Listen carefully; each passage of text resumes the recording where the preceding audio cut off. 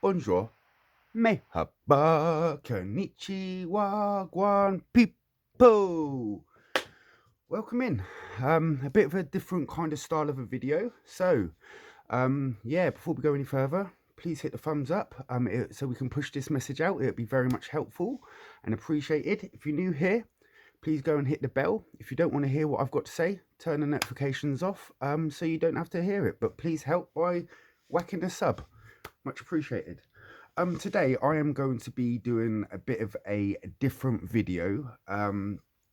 The sort of content that I've been putting out before is more like just for today readings, a couple of lives and a bingo bongo here and there. Now, I've been thinking about my channel. Obviously I want what's best for my channel, and to try and project a decent image on, you know what I mean? Not an image, because I can only be what I am doing and I'm not trying to project anything apart from being myself. So yeah, there's a few things that I've got to do to the channel and try and make it improve and stuff. But the reason why I'm here today is to bring you a little story about asking for help. I believe that asking for help is a very, very big thing. It's the first step, I think, or maybe the second step to like accepting that you have a problem. That will probably be the number one. Is first you have to accept that you have a problem, and then secondly, asking for help in order to be able to solve the problem. Now, when before I decided to get help for my addiction, I was sitting in HMP Bullingdon, and unfortunately, the staff knew all about me in there because I'd been quite irregular. So, whilst I was there, obviously I've grown up in the children's homes, on foster cares and everything like that. I'm sure people have known it and heard it and probably getting sick and tired of me mentioning it now. But yeah, having been in that jail for a good number of years, um, there was a lady in there who was a mentor and running classes about drug addiction and stuff like that. Now, for many of years, she kept on trying to get me to go over there, talk about my problems, and try and get out of the actual thing called active addiction. So after maybe about 6, 7 years of constantly putting it off, I said to myself, you know what? What have I got to lose by going over there? The good thing about before going over there, you have to get off all medication in order for you to go over to the drug-free wing. So obviously done my clock off the green handcuffs, headed over there, still clucking, not sleeping, in a bad way, having to do a group setting environment. Now, the thing that put me off from joining up to participate in NA was I always thought it was a bit of a cult. People all standing around holding hands and saying the serenity prayer and reading texts from books, that things that I didn't know about. So obviously in my addiction I wasn't very open-minded. All I was concerned about was getting the money, getting the drugs and getting high. So obviously I'd hit a rock bottom and I said, you know what, I've got to change something. If nothing changes, nothing changes. So on my last sentence, I made the conscious decision to go over and to try and beat this awful disease of addiction.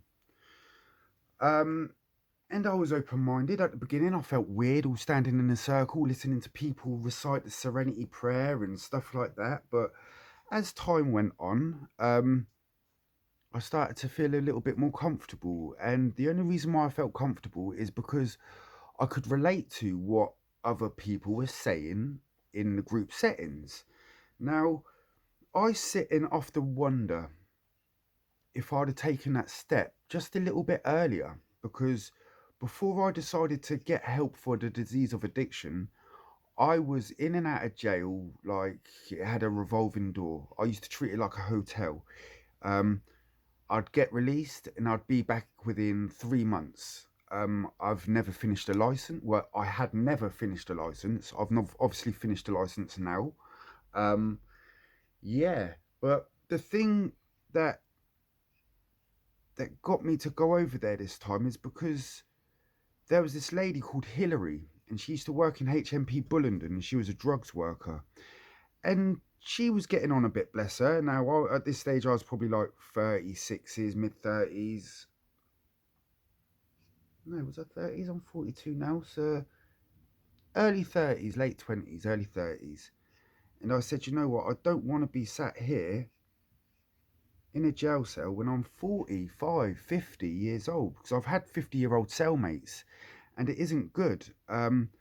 It was a great eye-opener to see, like, if I don't change, then I'm going to end up like a 50-year-old geezer in jail, not living life, but just, oh shit, but barely existing in life. Now, I don't want to exist in life. I want to live.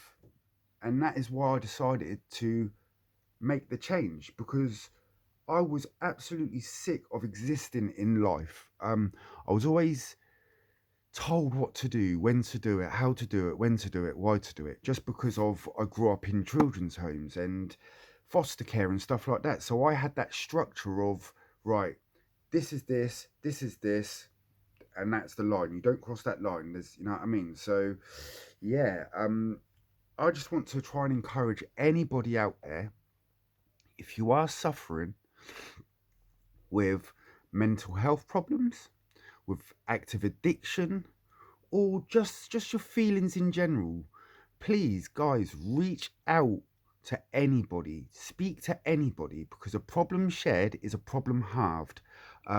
There's a big thing about men's mental health awareness month. I think it was last month and this month, and if I'm honest with you, I've not really seen too much about it, and not many people are actually talking about their experiences with certain things. So guys, I'm just trying to be here for anybody that needs somebody to vent to.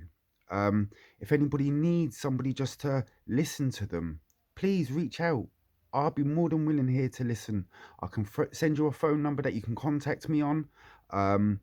If you just need to vent, if you want, yeah, please feel free to ask. And yeah, that was my problem. I never asked. I didn't want to help. I used to see it as my problems are my problems, so I will deal with my problems in my way. And the only thing that got me in the past was in trouble and in addiction and in prison. So I can sit here with my hand on my heart and honestly say, oh, come on, this Stitch. The only thing, oh shit. No, the only thing I've ever got out of addiction and going to prison, apart from a wealth of knowledge, is a prison ID number. That's the only thing I've ever got out of drugs and crime and stuff like that. So, guys, oh no, I've done that. What have I done wrong there? What the backside? Guys, bear with me a sec. That's my loop.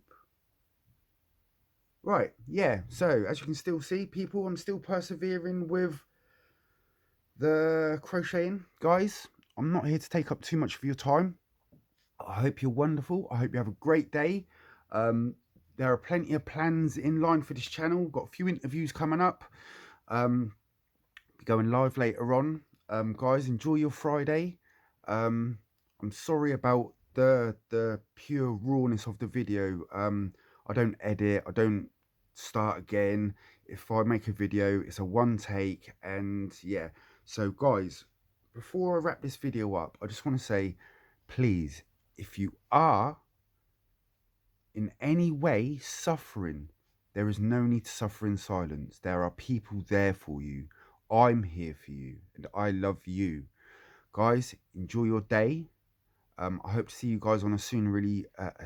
Hope to see you on a soon, really soon. I hope to see you guys on a live real soon. Thank you for joining me. Enjoy the weather. Stay hydrated. Stay medicated. Peace.